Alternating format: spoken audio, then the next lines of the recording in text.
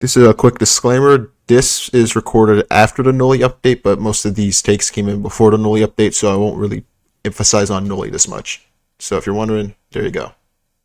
So another disclaimer, don't take these seriously, please. These are just for entertainment and fun. Hello there. To be brief, before making this video, I asked for some hot takes, and you guys responded, and here's the premise of this video idea. I read your hot takes, and rather than judge and say you're flat out right or wrong, I'll understand your hot take and push your hot take to actually be understandable to others and to make it more believable and make it sound like you're less crazy if it is pretty out there. Oh yeah, and the hot takes will kind of be summed up within a paragraph at least, because I could go on and on about some of these takes. Other than that, let's get straight into the takes. Okay, for our first take here we have SimPlay says here that Jason is the worst killer and it's not close.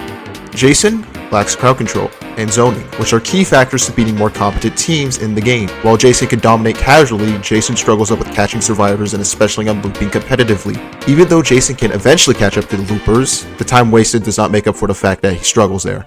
This is also to mention that he struggles pretty heavily against sentinel-heavy lobbies or well-coordinated teams, as Jason specializes more on one-on-one chases and cannot afford being slowed or stunned at all. He also lacks ways of chipping damage from a distance, which is said and due because of lackluster zoning. Pepsi Emulator says here, Jason is the worst killer and 1x is pretty no skill. I already said about how I felt about Jason, so we'll go on to the 1x segment.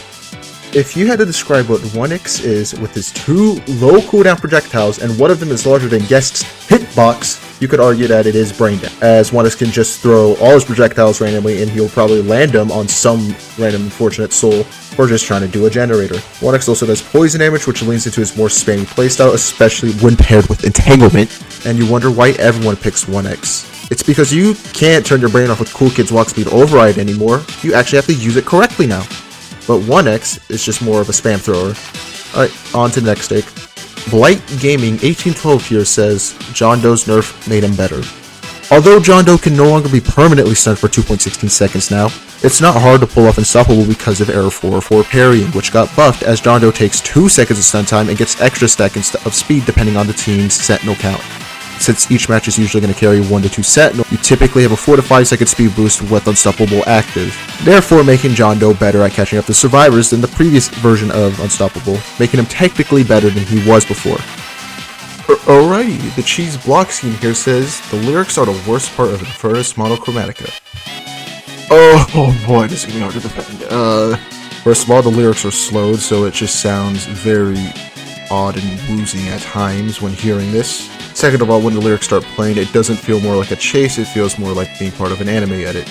And lastly, the lyrics part kind of just feels out of place with in between the intense heavy metal, which was part of Infest Chromatica, before it got to the slow verb. Overall, it's very weird to see a tense song like Infest Chromatica to have a weird slow part with questionable lyrics being slurred. It's just there. Perhaps Kit says here, Cool Kid is better than 1x. Well, Cool Kid offers a better punish to with walk speed override, than entanglement to close to mass affection. Minions are also better to summon for uncomfortable chase scenarios, especially put in corners. Corrupt Nature is pretty spammy, which usually allows a free on 1 upon landing at most times, and it has a lower cooldown than entanglement. And Cool Kid is given more leniency when setting abilities rather than 1x, where 1x gets punished if they don't land their abilities. Cool Kid doesn't get punished that much, and walk speed override is pretty viable in chase, as unlike entanglement, where survivors are given a speed boost, Cool Kid can knock back players, which is very dangerous, especially in corners where survivors are pretty much screwed. Cool Kid is just overall more lenient than 1x and is more effective. Love PGX says here, Bleed is so overrated and the glaze is unnecessary. Lord, give me the strength to finish this. Despite the intensity, despite the feeling, the song of Plead has been pretty overrated based on how many people enjoy the song. Hence the definition. Okay, on to the next hot take. Coiny says here, the Delirious Chase theme gets boring over time and honestly the skin itself is overrated. I use Deep Sleep. If you are a horror enthusiast in the genre, Delirious you could argue it does not fit that theming, especially now coming up with current situations and current events about whether or not Forsaken has too many reference skins. The chase theme you could argue does not feel fitting to the character or just in general the horror aesthetic Forsaken once was, but we kind of have moved beyond that point in time. But without the addition of Did You Like Waffles, the Delirious Chase theme gets pretty boring over time after overly hearing it. And to top it off, our last take is from Elo the Teapot gave us 4 hot takes here. Number 1, Dusakar isn't that hard to play as. Number 2, Cool Kid feels very uncomfortable to play as and isn't lack detection. Number 3, hiding your stats isn't a good thing. Number 4, Golden Dusakar is cooler than Golden Shed. I was about to say better there. Cool Kid feels very uncomfortable to play as and it isn't lack detection. I do agree with this, as Cool Kid just feels awkward to play at times, mainly because of his sluggish walk speed, but his very fast run speed. Also based on the way how Punch feels, how all his abilities feel in that regard too.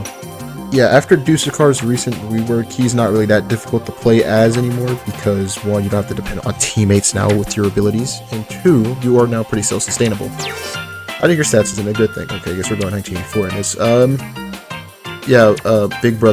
Big brother moment. And lastly, Golden Dusakar is cooler than Golden Shed. Dusakar has a golden weapon, but so does Golden Shed. Dusakar has a golden hat, but so does the Golden Shed. But you know what Golden Shed doesn't have? The fact that they are Dusakar. Dusakar has pretty cool particle effects and pretty cool references too. Anyways, I hope you enjoy. I have a Discord server I've been trying to push out. You guys should totally join. There's like only 4 of us in, which is pretty sad, and I want to have more people join because I want to make that server active and have an interactive community. It's something I've been wanting to try to establish for the past week. And I hope you enjoyed this video. If you did, comment down or like and subscribe, or if you disagreed with defending these takes, then that's you. You know, I just try to do something unique, and I personally enjoyed it. Other than that, hope you have a good evening or morning, and see you later.